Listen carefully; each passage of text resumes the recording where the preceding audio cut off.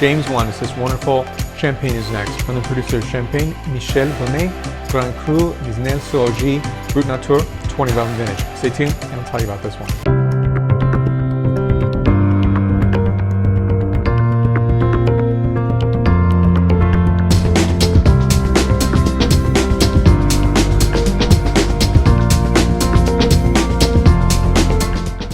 So I did a video and a presentation. So when I did the presentation, I decided, hey, this is good enough material to do a video. So I'll place that video right up here in the cards.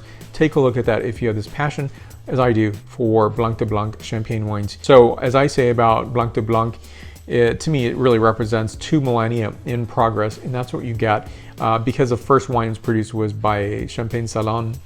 And that was the first Blanc de Blanc wine. And really, it wasn't until the 1940s you see that it's labeled by Champagne Taittinger, and it says Blanc de Blanc for the first time on a label. So eventually, Champagne Salon puts Blanc de Blanc on the label. I think it was 1976 is the vintage. The terms Blanc de Blanc and Blanc de Noir are really recent phenomena as compared to the long history of Champagne. I definitely include the Roman period as well as to the very current period. And so I think that's the exciting thing about Champagne. When you think it hasn't changed or developed, it definitely meets the times, and it also takes time to understand itself, and to produce Chardonnay wine like this, it's really exceptional, and I think it goes a long way. It's clean and elegant and refined, and it's one of the finest expressions. The Gonet family comes from Beaujolais, settles in Champagne in the 1500s, and the house of Champagne, Michel Gonet, was founded in 1802, and I love French history, and that's really a very interesting point in time, and that's just after the French Revolution, and it's really becoming the Napoleonic era. So you have the first and second coalitions happening, and that really ends up with 2 treaties. One is a Treaty of Lunéville, and the other is a Treaty of Amiens. In 1801, Napoleon has concluded a concordat with Pope Pius VII. So this is a point where Michel Gonet family is able to create beautiful champagne wines, and without that piece, it would be very, very difficult to do. But there's a resilience of the Champenois, the people of Champagne. So you have many disruptions in Champagne.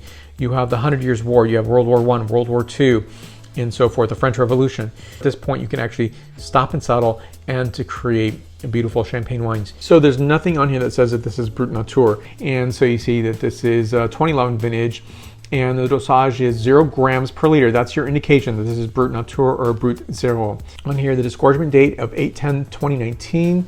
And the RM number, so the Recrutement Manipulant number, so it's 5,000 grower producers. That's what this means. Now the RM is 26379-01.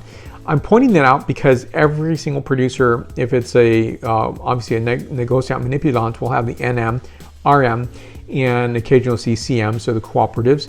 And sometimes from a producer like, say, Costco has their own private label, that's an MA, and that's pretty rare. This spends 7 years of aging on lees, and it's definitive and gorgeous and beautiful. I think it's a very, very handsome polished wine.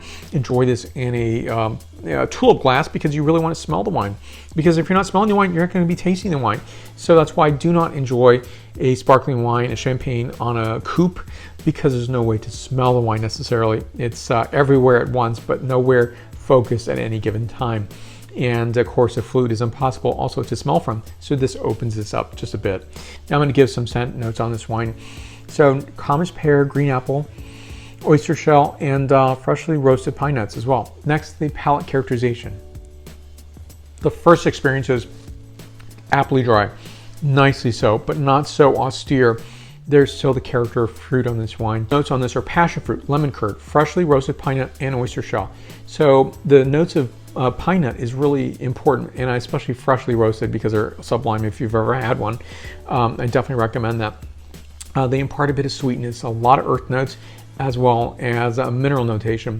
So the oyster shell is definitely going to give that mineral notation as well as oyster shell. So it's plenty of liveliness on this wine, and this is 93 points out of 100 points. So down below, more information on this producer, questions and comments can be listed there. That's where the subscribe button is, so please hit that button to see the latest videos that I'm producing. If you've already subscribed, merci beaucoup. Thank you so much to you. And I will see you in the next video. Between videos, you'll find me on Facebook, Twitter, Instagram, LinkedIn, and WordPress.